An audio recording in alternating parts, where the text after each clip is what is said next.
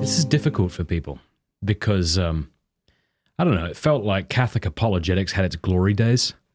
Yeah. And there were some sort of swipes at orthodoxy, but they really weren't on the radar. So it was a lot, even now, a lot of it has to do with sola scriptura and responding to Protestant objections. Yeah. And I think a lot of Catholics became so empowered by the writings of Pat Madrid and Scott Hahn and Carl Keating that there was a sort of triumphalism, and maybe not even a negative sense. It just felt like, no, we know, we got John Paul II, we got Benedict, like no matter the crazy things happening in our parish, we are convinced. That felt great.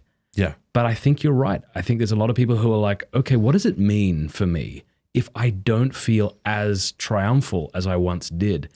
And that's, I mean, yeah. I'm kind of in your boat. My tent is here, and I feel you've studied this stuff way more than me. So, but where I'm at, I feel convinced still that, okay, I think the Catholic Church is the church Christ established.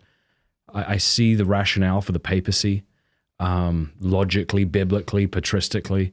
And so I'm going to be here, but it's difficult for me. I find that I don't evangelize with the same vigor. Yeah. And that bothers me. I wish I could. Do you know what I'm saying? Oh, I befriended a priest, Orthodox priest. He was in the Rokor, Russian Orthodox Church outside of Russia. And we would go on walks. We lived close to each other, so we'd go on walks for miles together during the week, evenings. And not once did I say, hey, you need to get out of there and become a Catholic. We just got to know each other and talked. And we both knew where we were on things because he was conservative. But sooner or later, when the question did come around, well, should he consider the Catholic Church? I almost told him to just put the brakes down and, take some time to think about X, Y, Z before you do that. Whereas 5 years before that, I might have been like, no, this is so clear. Don't you know that without an infallible head, you can't know anything? Mm-hmm. I was not there at that point when I met him. So I'm still friends with him. He's a rich, dear friend of mine. But yeah, I second you. The evangelism is different.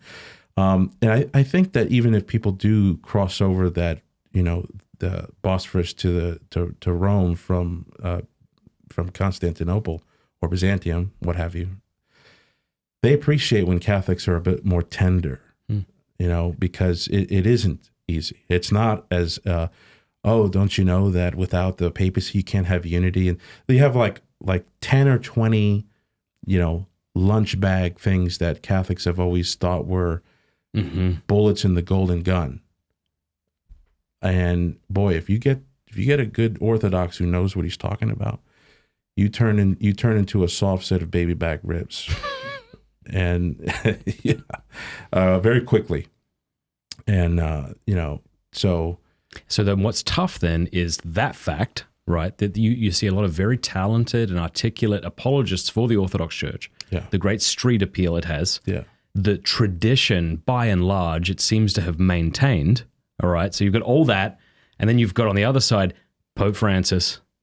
Well, I was just starting to love the Latin I can't have that. Okay. And then you've got, it's unfortunate that you have to qualify things to death. I understand that there are very traditional, beautiful Novus Ordos. I understand that. No one's denying that. But it's also the case that, you go on a trip somewhere and you got to go to the local parish.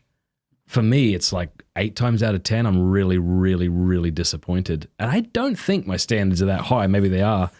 Anyway, you couple those things together, and all of a sudden it makes sense where a lot of people will be like, okay, this is a scandal-ridden church. What's Pope Francis said lately? God in heaven. Do I have to defend that? Do I have to pretend that this is super cool? Okay. Or they have the sacraments and they have the priesthood. So I don't know. I feel like there's that saying, he who is convinced against his will is of the same opinion still. And it seems to me that like 98% of people are convinced more by what they want to be true. Yeah. Including myself. And then it's the intellectual thing. A lot of people want to say, I read into it, but I think before, a lot of people need to want it to be true, to then be open to the evidence, to then be led. Yes. I think that's true. Hey, thanks so much for watching. Please be sure to like and subscribe and leave a comment below letting us know what you thought about the video.